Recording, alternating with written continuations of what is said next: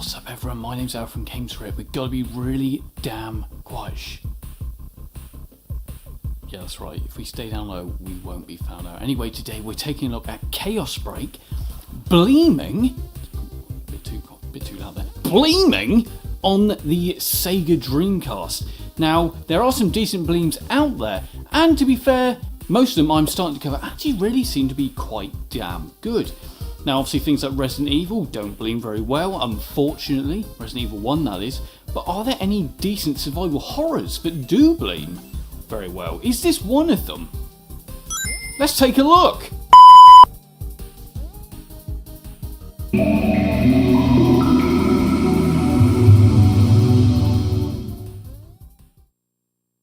Yes, as always, straight off the bat you're going to be like, well, it clearly is going to start with terrible FMVs and bad audio. Well, hey, there's no real surprise here. Yes, it does start with bad audio and a terrible looking FMV, but hey, that's kind of the characteristic of a lot of these Bleems, right? Remember, this was never actually done, past Gran Turismo, Metal Gear Solid, etc.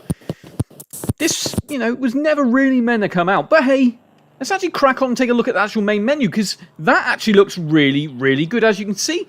And even when it goes onto the character select screen, it just works, how it really should. And you can't deny, the characters look really cool. I mean, Matuki, she's pretty damn kick-ass. But anyway, let's take a look, because this game actually, like I said, starts out really, really well. Yes, you notice that the voiceover is not there, but you are there in the sense of you have subtitles. They are there to serve that purpose, and yeah, it actually kind of works quite well. It actually sets out the story really, really well. So yeah, the thing you'll obviously also notice is the sound effects that do kind of keep repeating in the background, like as if they're looping.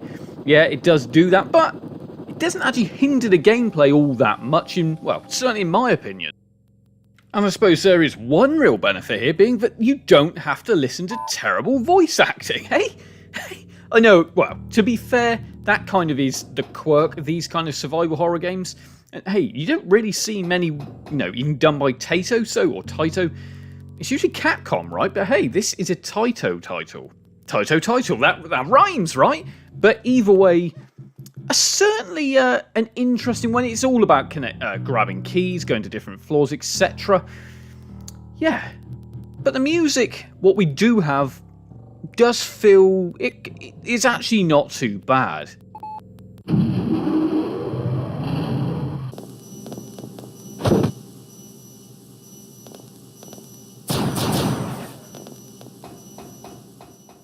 So with this one, the controls actually work pretty damn well. D-pad works absolutely fine. Triggers work. Obviously there's no saving. VMU support isn't there. But yeah, actually works really well.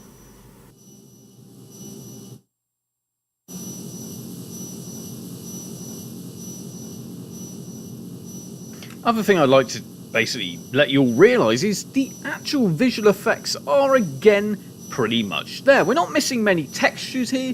Everything actually kind of looks right. Yes, there is the odd thing here and there, but remember this is PS1 anyway, so you got to remember PS1 polygon style graphics was never fantastic, but I actually don't think this is a really bad Bleem at all.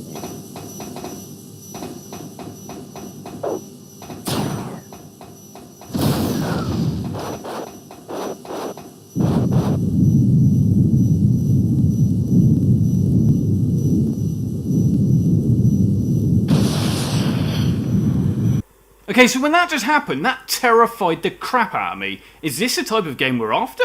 Is this a decent horror title? Bleeming on the blummin' Dreamcast?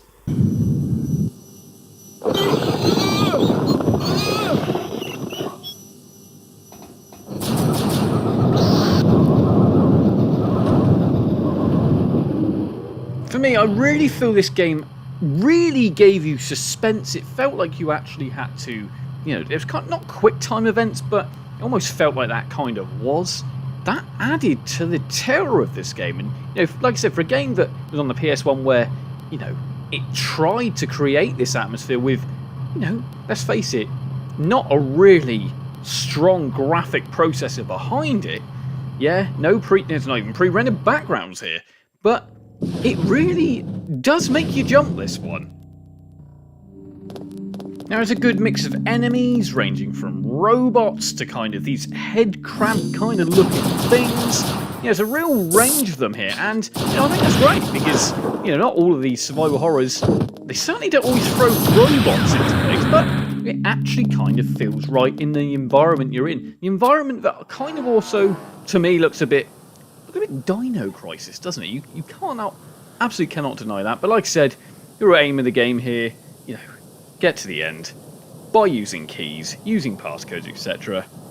Apart from that, it will give you some jump scares, and I love it. But like I said, remember, this is Bleeming on the Sega Dreamcast. This was never natively ported, but you can't deny an interesting looking game, right?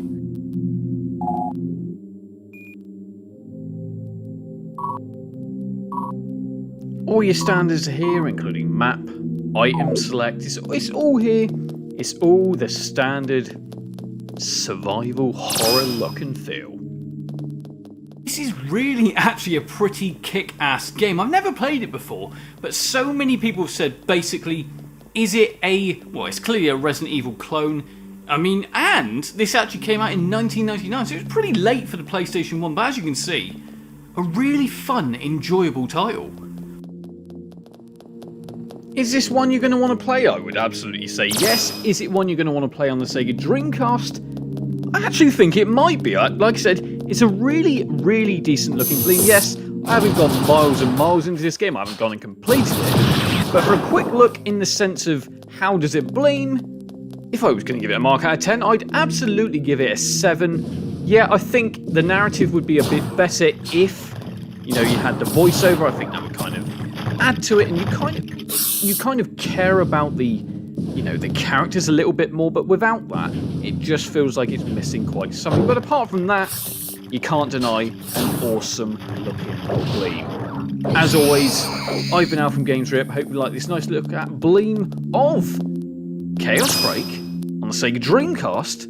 Like, comment and subscribe. Sal signing out.